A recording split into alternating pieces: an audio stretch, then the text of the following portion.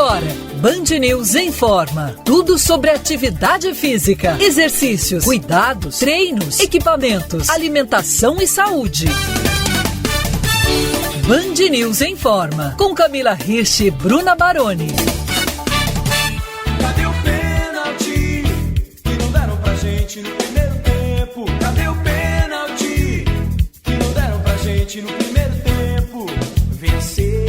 Estamos no ar com o Band News Informa. Olá, ouvintes. Eu sou a Bruna Baroni e comigo se preparando para o tiro de meta, ela, Camila Hirsch. Olá, Bruna. Olá, ouvintes. Ai, tiro de meta é bem mais fácil do que pênalti pra mim, viu? Pois é, e acho que até pra controlar, né, aquela emoção que você sente, o nervosismo, tudo. Pênalti é um negócio brabo. Mas sem dúvidas. Pra assistir eu já fico nervosa. Imagina se eu fosse chutar. Eu não tenho essa capacidade toda, viu, Bruna? E por falar em emoções, você ouvinte, o que você sente quando você acompanha uma partida de futebol? Seu coração acelera? Você fica ansioso, nervoso ou feliz? O futebol provoca uma série de reações na gente. Quer você seja aquele torcedor fanático ou alguém que só se liga nos gramados de 4 em 4 anos na Copa do Mundo.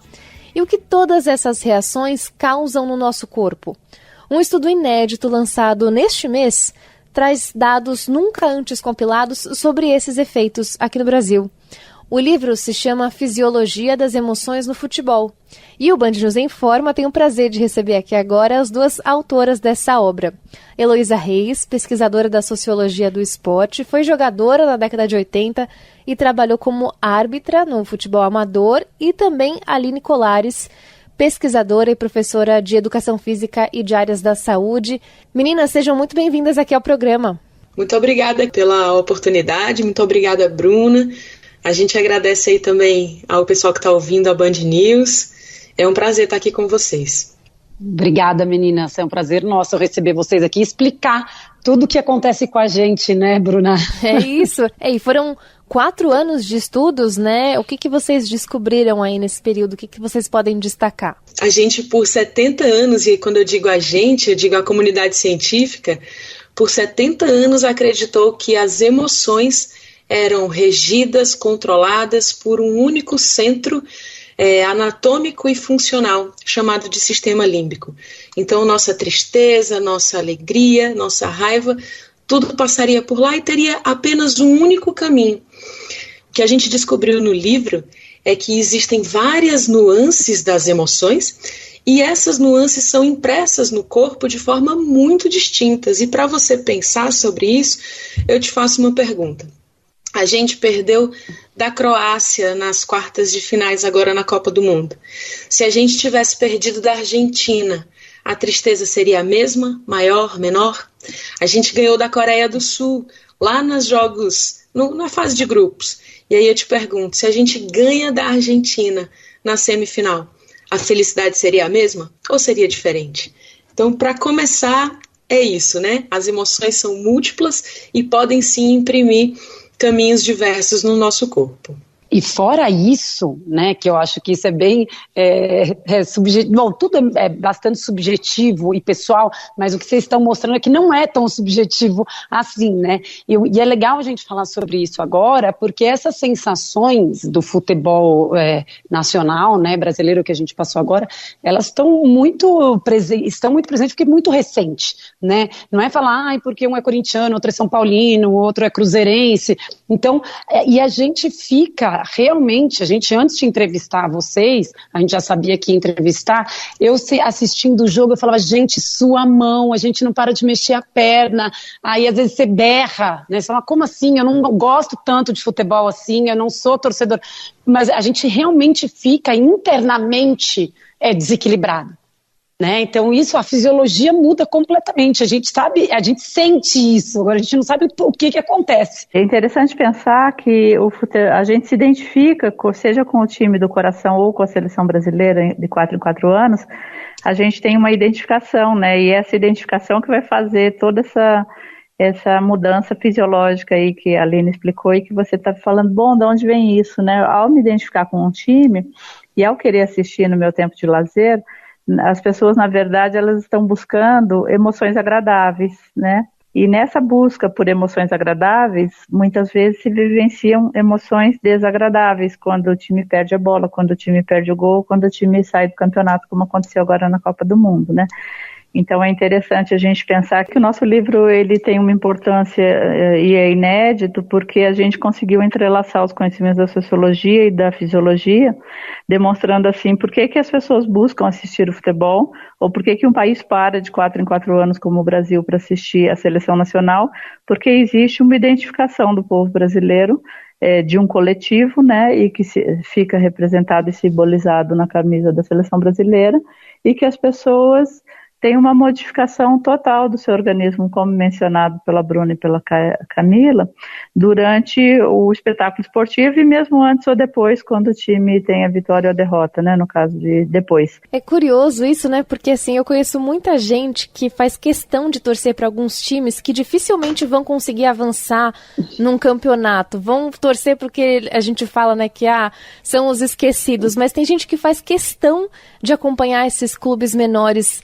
E aí, ouvindo você falar, né, a pessoa quer experimentar sensações boas. Nesse caso, que análise vocês podem fazer dessas pessoas que buscam os clubes menores, que têm pouca chance de avançar num torneio? É a identificação. Se a gente for pensar na origem do futebol, a gente tem ali os ferroviários, os náuticos, ou os bairristas, né? Então o futebol, torcer por um time de futebol, ele traz pra gente essa sensação de identificação, de pertencimento, o grupo do nosso grupo e o grupo deles, e que ao vencerem vão te tornar vitoriosos também. Mas mesmo por times menores, a gente também tem essa identificação, né? A identificação do meu bairro, da minha cidade. E foi um fato muito interessante, eu não sou corintiana, apesar do livro tratar da história do Corinthians. Eu torço para um time que vocês aqui do Sudeste podem até classificar como menores, que é o Fortaleza. Mas com essa identificação vinculada através da pesquisa com o Corinthians, quando a gente foi para a Bélgica apresentar esse trabalho lá, eu vi uma camisa do Corinthians e aquilo me emocionou bruscamente, né? Nossa, meu time, o time que eu estou pesquisando está na Europa. Da mesma forma, eu visto a camisa do Fortaleza aqui em São Paulo. E quando eu vejo alguém com a camisa do Fortaleza, eu grito, né? Leão! Identificação e pertencimento. Aquele cara é do meu grupo, ele vai lutar comigo, ele vai vencer comigo. Se ele vencer, eu também sou vitoriosa. Por que vocês decidiram acompanhar a torcida do Corinthians? Por ser uma das maiores do Brasil, por eles se denominarem fielnáticos, né, ou os loucos. Aqui tem um bando de loucos por ti, Corinthians. Então, a gente tentou inicialmente fazer uma pesquisa com torcida mista, Corinthians e Palmeiras. Mas isso foi inviável até pela condição ali dos próprios torcedores de expressarem suas emoções através de um comportamento que talvez não fosse adequado à pesquisa. Então, olha só, a gente é um resumão do que tem de resultado no livro, né?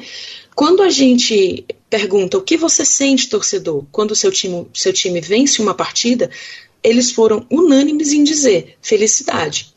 E aí a felicidade, em frequência cardíaca, chega a 75% da frequência cardíaca máxima desse torcedor. Ele está feliz, o time venceu e o coração dele está a 75% da frequência cardíaca máxima que o coração consegue. Quando eu pergunto, torcedor, o que você sente quando o seu time perde? Aí foi mais variado, né? O meu humor muda para pior, eu me sinto bravo, eu fico pé da vida. E essas emoções transformadas em marcadores fisiológicos levam ao coração desse torcedor apenas a 36% da frequência cardíaca máxima. Então, quando ele busca as emoções prazerosas, ele busca o coração dele batendo mais forte. São caminhos emocionais impressos biologicamente muito diferentes. O mesmo acontece lá com quando faz o gol ou sofre o gol, né? 65% da frequência cardíaca máxima é alcançada quando o corintiano, né, o torcedor, o time faz o gol, e 38% da frequência cardíaca máxima quando o seu time sofre o gol.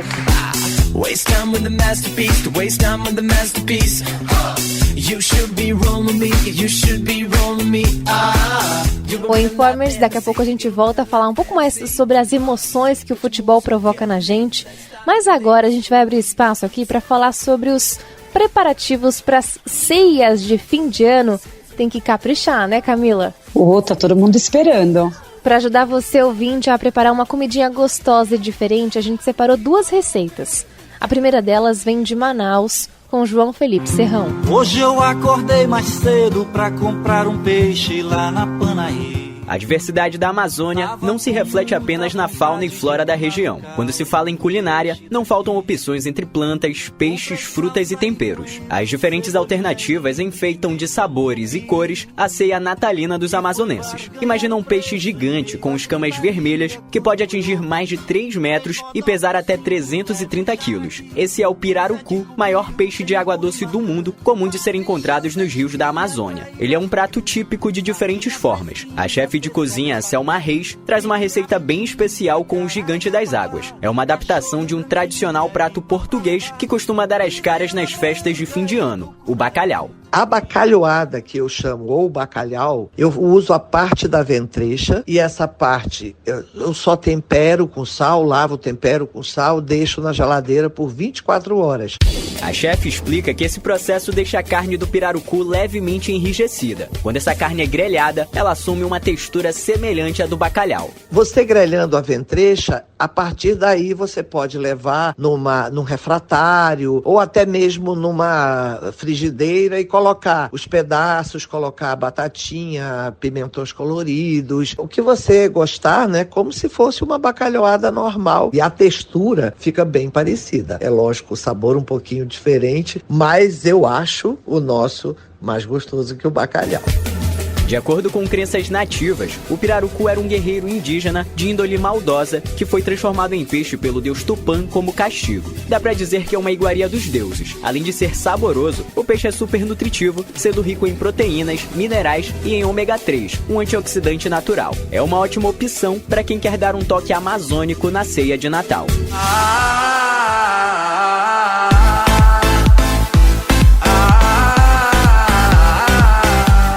O Band News Informa está de microfones abertos para receber hoje as pesquisadoras Aline Colares e Heloísa Reis, que acabaram de lançar um livro chamado Fisiologia das Emoções no Futebol.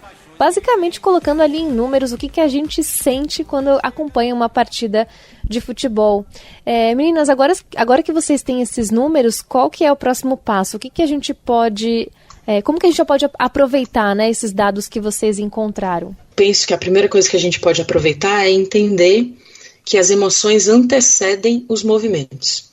Então, enquanto a gente tem políticas criminalizantes das torcidas organizadas, por exemplo, e desse movimento coletivo causado por elas, a gente precisa entender o que esses torcedores sentem.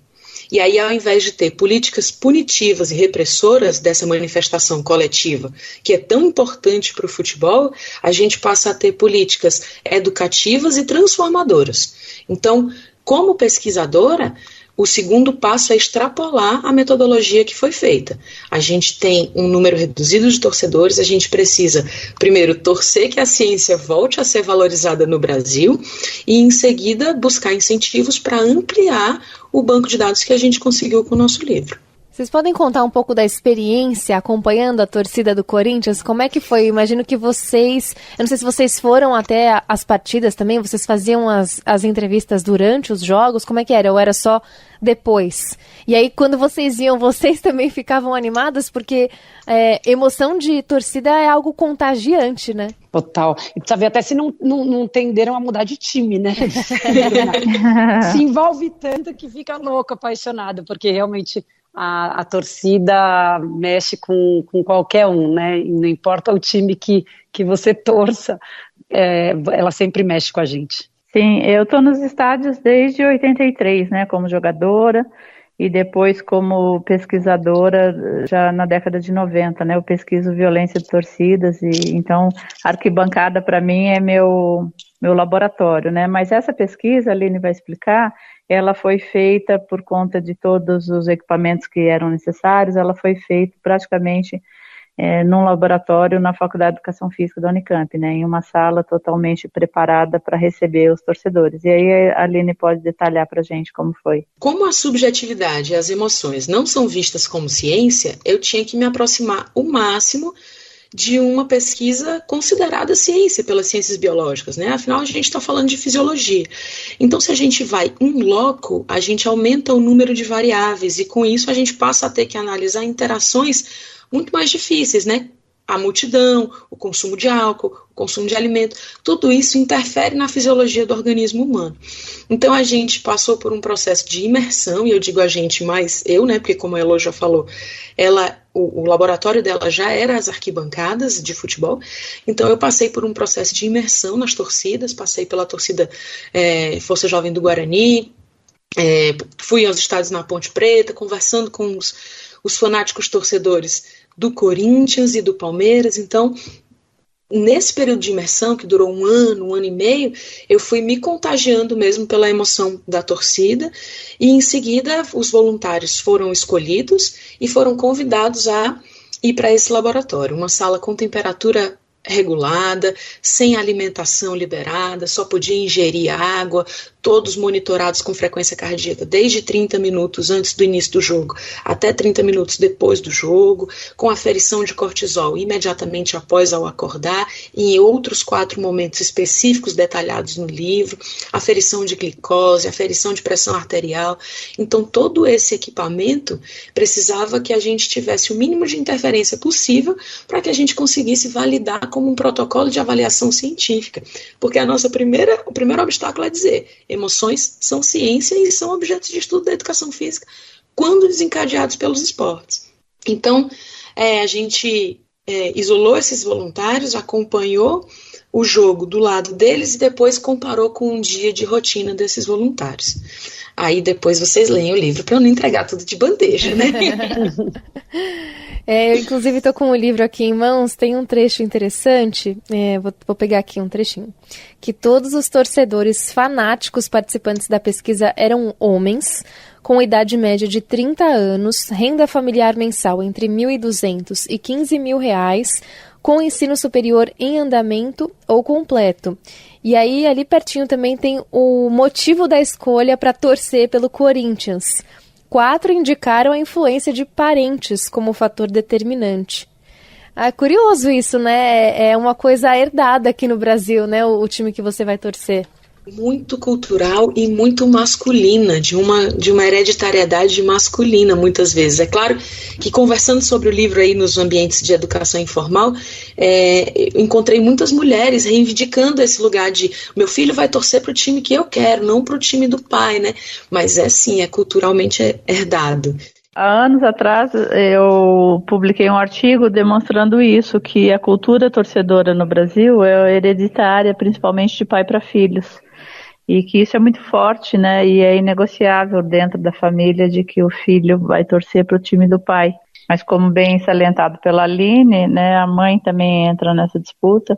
Quem sabe no futuro próximo a criança possa escolher o seu time sem essa influência tão impositiva, né? Agora, meninas, eu queria perguntar para vocês, porque a gente percebe que a gente está diferente durante o jogo, né? Esses últimos jogos da seleção brasileira, eu acho que a gente escutou tanto nas redes sociais como com os grupos que a gente estava ali assistindo, a sensação que a gente falava: nossa, eu vou infartar, eu vou ter um treco, né? Porque fala o coração, você fala assim, o teu corpo, a fisiologia, a gente sente que muda, né? Vem de lá de dentro, tudo mudando dentro da gente, né? E cada um à sua maneira. A minha mãe, por exemplo, já há muitos anos, desde que eu sou pequenininha, eu lembro, ela vai lavar louça, ela fala: não consigo assistir. Ela sai para lavar louça, ela não quer ver aquilo.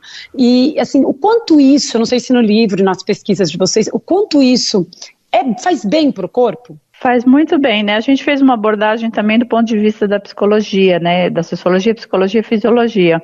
E aí, uma questão bem importante é que a gente vive em sociedades onde reprime as emoções, né? As emoções, inclusive, de extremos, de alegria e de tristeza. E a psicologia prevê que é muito importante que a gente vivencie sempre essas emoções e que o indivíduo a pessoa vai tendo um aprendizado de como lidar com a tristeza e com a alegria, de modo que seja bastante positivo e saudável, para que não seja um caótico na vida dele os extremos, principalmente de tristeza, né? E que a pessoa vá criando uma resiliência a viver essas emoções. Então, nesse sentido, o livro traz que o futebol é uma escola fantástica para que as pessoas aprendam a lidar com as suas próprias emoções extremas, tanto de alegria como de tristeza, porque às vezes seu time perde, você vai ter que lidar com essa tristeza, com esse luto, e às vezes seu time ganha, e você vai ter que lidar também de forma controlada com essa euforia e com essa alegria, né? Então, assim, é um laboratório, uma escola fantástica, futebol, para que a gente se desenvolva como ser humano integral. Bom, meninas, quero agradecer muito aqui a entrevista com as pesquisadoras Aline Colares e Heloísa Reis. Elas acabaram de lançar o livro Fisiologia das Emoções no Futebol. Muito obrigada, viu, pelas contribuições aqui com os nossos ouvintes e bom fim de ano para vocês. Obrigada, meninas. Obrigada, pessoal. Até a Tudo próxima. de bom. Até. Tchau, tchau. Once upon a time there was a girl who made a wish to find herself a loving. O Band News Informa tá no ar e, como prometido, chegou a hora de trazer mais uma receitinha que pode te ajudar a caprichar na ceia de fim de ano. Quem traz a dica agora do Rio de Janeiro é a Priscila Xavier. Sede do antigo Império Lusitano, o Rio de Janeiro ainda é marcado pela forte influência portuguesa. As marcas estão enraizadas na arquitetura, na cultura e, por que não, na culinária. Em tempos de festa, um ingrediente tradicional português tem presença garantida na ceia de Natal do Carioca, o bacalhau. Proprietária do restaurante Empório Jardim, a chefe Paula Prandini ensinou um prato especial com essa iguaria, o bacalhau espiritual. Eu pego 1 quilo de lombo de bacalhau dessalgado e coloco para cozinhar numa panela com metade de leite e metade de água até cobrir o bacalhau. Coloco uma folhinha de louro, 2 dentinhos de alho, um pedacinho de cebola e deixo ele cozinhar por uns 10, 15 minutinhos. Depois eu tiro esse bacalhau e coloco nesse mesmo caldo do cozimento meio quilo de batata picada sem casca, meio quilo de cenoura picada sem casca e deixo cozinhar também até ficar bem macio. Tiro da panela, escorro e amasso com garfo, juntas quase que para virar um purê. O bacalhau a gente desfia, tirando todas as espinhas e toda a pele, e numa frigideira à parte a gente vai fazer um refogado de alho e cebola com um pouco de azeite, sem deixar queimar. Assim que tiver douradinho, a gente joga na mistura de batata e cenoura e mistura também as lascas de bacalhau. Pega uma forma, um refratário, espalha essa mistura e coloca por cima um creme de leite fresco com sal e pimenta e umas gotinhas de suco de limão. Para cada quilo de bacalhau eu costumo usar quase meio maço de coentro, bem picadinho por cima de tudo isso. Se você não gostar, diminui a quantidade ou substitui por salsinha. Coloca queijo parmesão e leva para o forno a 200, 220 graus para gratinar. Para o acompanhamento, a sugestão da chefe é servir o prato com arroz branco fresco e uma salada verde. Depois, é só celebrar. Camila, por aí na sua casa, vocês têm o costume de comer bacalhau no fim do ano?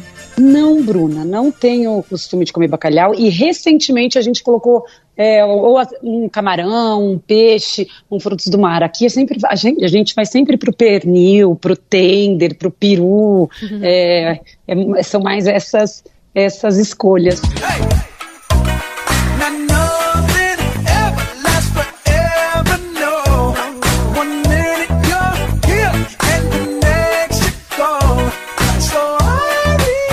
Dezembro é o mês de conscientização sobre a prevenção do câncer de pele.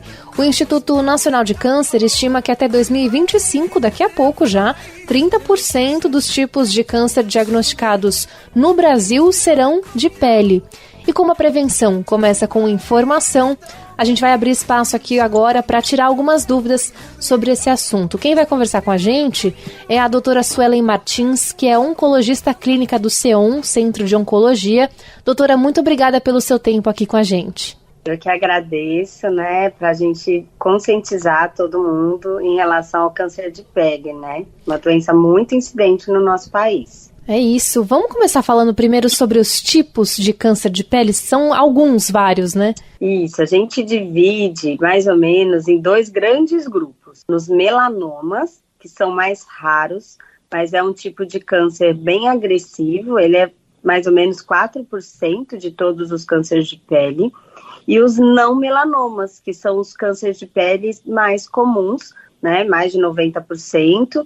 E esses não melanomas são aqueles carcinomas espinocelulares e os carcinomas basocelulares, bem comuns à nossa população e todos aí relacionados à exposição solar. Doutora, e qual que é a diferença deles para a nossa saúde?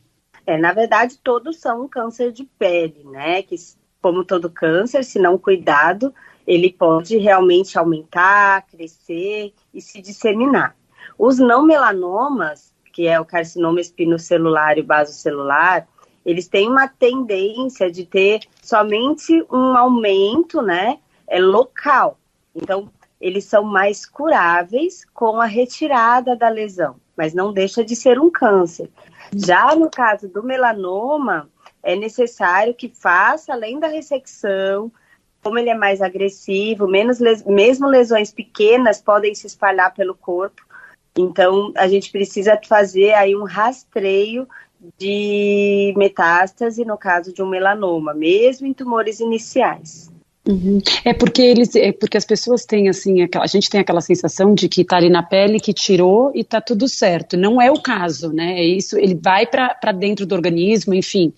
O melanoma, que é aquele mais raro, né? Os 4% de todos os tipos de câncer de pele.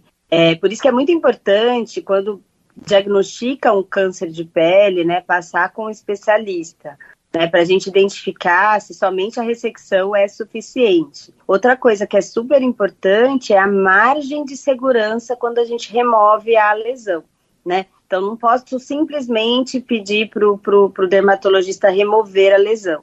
E tem que remover a lesão com uma margem de segurança, entendeu? Então, tudo isso, muitas vezes, às vezes a gente tem que pedir para remover mais um pouquinho.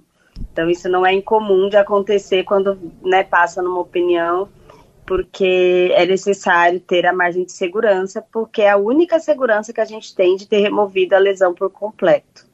Mas aí, bom, falando de lesão, a gente está falando de um estágio mais avançado do câncer, então, né? Quando já diagnosticado o câncer, certo. Não necessariamente avançado. Ele pode estar numa doença ainda inicial, mas sendo um câncer tem que ser removido totalmente, mesmo quando ele tem milímetros. Entendi. Mas indo um pouquinho antes, antes da lesão, né? Tem alguns outros sintomas, alguma coisa que as pessoas já precisam ficar espertas de que pode ser um câncer de pele? Antes de ter o diagnóstico de um câncer, primeiro existe uma suspeita, né? Então você está em casa, o que você tem que notar na sua pele? Então, sempre ficar de olho, observar nas lesões de pele novas, né? Às vezes é uma lesão que está lá há alguns meses e ela está descamando, uma lesão que tem uma úlcera, né? Um machucadinho, que sangra, uma lesão que coça muito, que tem coceira, prurido, também são lesões que devem ficar atentos, né? Aquela lesão que aumenta de tamanho também, né? Ou que ela começa a ficar com cores diferentes. A gente tem o que a gente chama o ABCDE do câncer de pele. Então, o que é isso? O A é assimetria. Então, quando você vê uma lesão que tem formas diferentes, assimétricas. B é quando a borda da lesão está irregular. Também é algo suspeito. O C é a cor. Então, quando a gente tem uma cor diferente, então tem vários pigmentos numa mesma lesão. Então, também é uma suspeita. O D é o diâmetro, então quando ela começa a aumentar de tamanho. E o E é a evolução. Então, ela aumenta, ela fica com mais coceira, ou ela tem mais sangramento. Então, uma lesão em evolução também são lesões suspeitas que o paciente deve procurar um médico dermatologista. Doutora, e a mancha, por exemplo, uma pinta, ela pode ser? Porque às vezes a pessoa não tem, não coça, às vezes não virou uma ferida, não sangra, não tem, vamos supor, uma coisa mais acentuada, um ferimento maior, por exemplo, né? Mas a mancha, a simples mancha ou uma pinta, ela pode ser um câncer de pele? É realmente bem difícil para a pessoa leiga saber. Então, assim, surgiu uma lesão diferente. É importante você passar no especialista que vai ter a visão de quão suspeito é essa mancha ou essa lesão, né? O ideal é que todo ano tenha uma consulta dermatológica, até porque tem regiões do nosso corpo que a gente não consegue ver, né? E a nossa pele é nosso maior órgão que a gente tem, e a gente tem atrás da orelha, o couro cabeludo, a gente tem áreas que a gente não consegue visualizar no dia a dia. Doutora, tem diferença de ter um risco maior de ter câncer de pele entre homens e mulheres? A gente tem, na verdade, maior diferença, principalmente em relação ao tipo de pele, né? A nossa população é uma população muito heterogênea em relação ao tipo de pele, então pele branca, pele negra, né? Aquela pele mais misturada, a gente tem uma miscigenação muito grande. Então, em relação ao tipo de pele, a gente tem mais incidência, né, nas peles mais claras do que nas menos claras, mas não é improvável das peles mais negras também terem câncer de pele, tá? Então, existe protetor para cada pele e todos devem utilizar.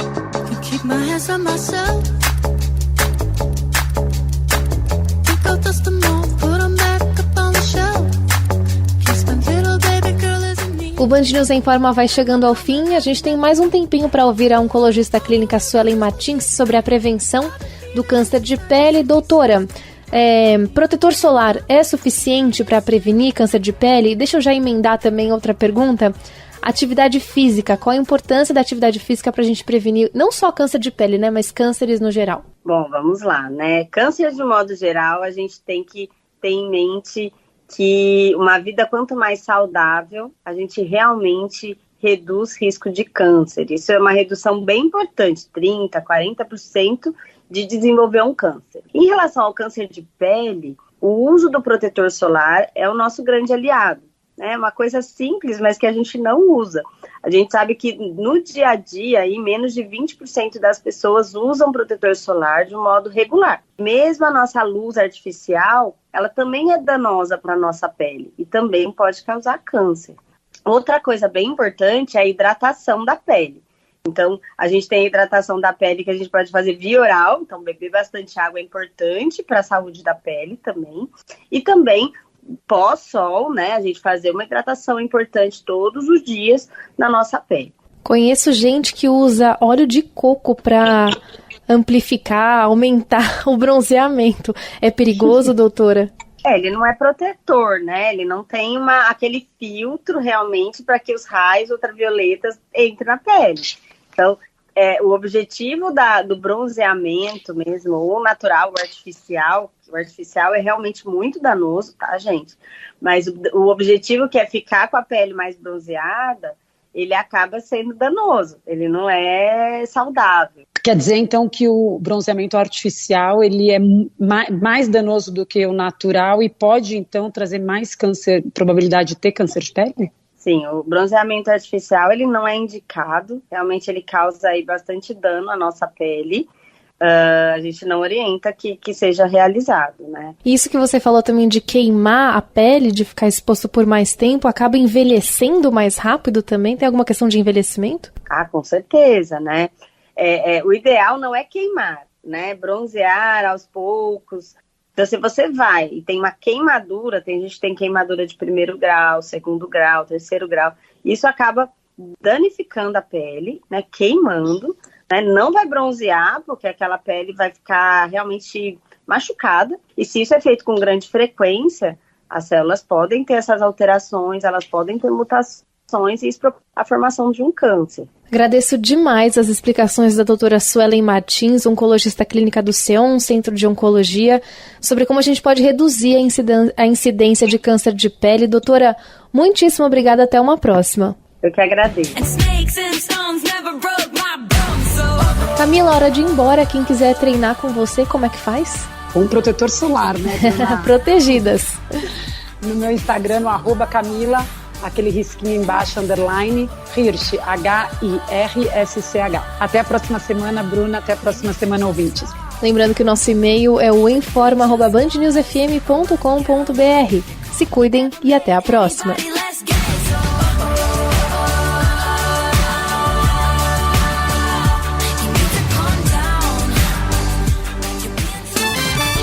Você ouviu Band News em Forma.